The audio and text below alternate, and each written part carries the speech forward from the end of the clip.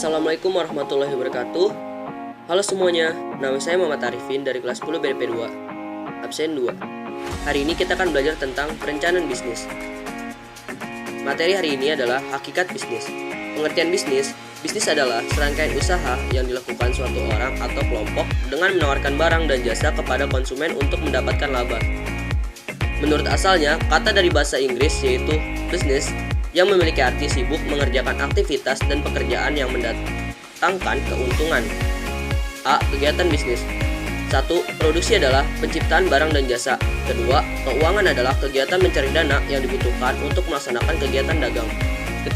Pemasaran adalah kegiatan untuk menginformasikan barang dan jasa. Mengidentifikasi keinginan konsumen. 4. Pengelolaan sumber daya manusia atau SDM adalah kegiatan mencari tenaga kerja dan meningkatkan kemampuannya. B. Lingkungan bisnis. 1. Lingkungan intern atau memberikan pengaruh langsung kepada kegiatan bisnis adalah pemerintah, pesaing, konsumen, asosiasi dagang, supplier, dan serikat pekerja. Kedua, lingkungan ekstern atau memberikan pengaruh tidak langsung terhadap kegiatan bisnis adalah dunia internasional, ekonomi, sosial budaya, dan politik.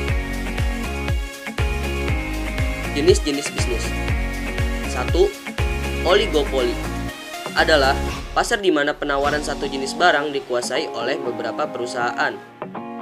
Kedua, monopsoni adalah keadaan di mana suatu pelaku usaha menguasai penerimaan pasokan atau menjadi pembeli tunggal atas barang dan atau jasa dalam suatu pasar komoditas. Ketiga, oligopsoni adalah keadaan di mana dua atau lebih pelaku usaha menguasai penerimaan pasokan atau menjadi pembeli tunggal atas barang dan atau jasa dalam suatu pasar komoditas. Keempat, monopoli adalah suatu bentuk pasar di mana hanya terdapat satu penjual yang menguasai pasar. Unsur-unsur dalam bisnis. A. Keinginan manusia.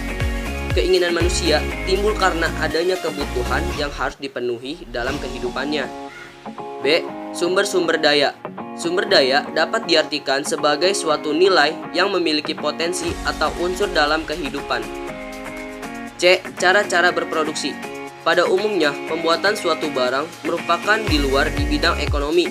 Tetapi, persoalan barang-barang atau jasa-jasa yang harus diproduksi beberapa banyak yang harus diproduksi dan cara apa yang dilakukan untuk memproduksi barang maupun jasa dengan meminimalkan pembiayaan merupakan bidang ekonomi, jadi harus diperhatikan oleh ahli-ahli ekonomi.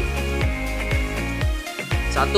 Keinginan manusia dibedakan menjadi 2. 1. Kebutuhan pokok adalah keinginan yang pasti dipenuhi oleh setiap manusia dan merupakan kebutuhan utama.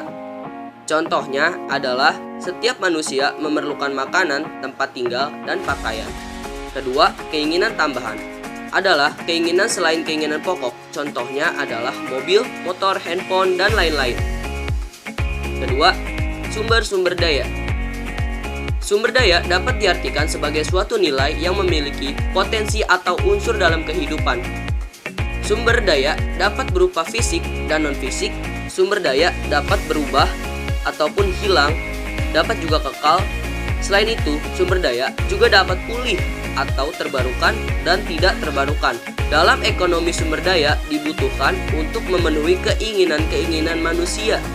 Sumber daya dapat dikatakan sebagai faktor-faktor produksi. Sumber-sumber daya ada yang disediakan oleh alam dan ada juga yang dibuat oleh manusia untuk memproduksi barang dan jasa. Ketiga, cara-cara berproduksi. Pada umumnya, pembuatan suatu barang merupakan di luar di bidang ekonomi, tetapi persoalan barang-barang atau jasa yang harus diproduksi. Berapa banyak yang harus diproduksi dan cara apa yang dilakukan untuk memproduksi barang maupun jasa dengan meminimalkan pembiayaan merupakan bidang ekonomi dan harus diperhatikan oleh ahli-ahli ekonomi. Sekian, terima kasih. Wassalamualaikum warahmatullahi wabarakatuh.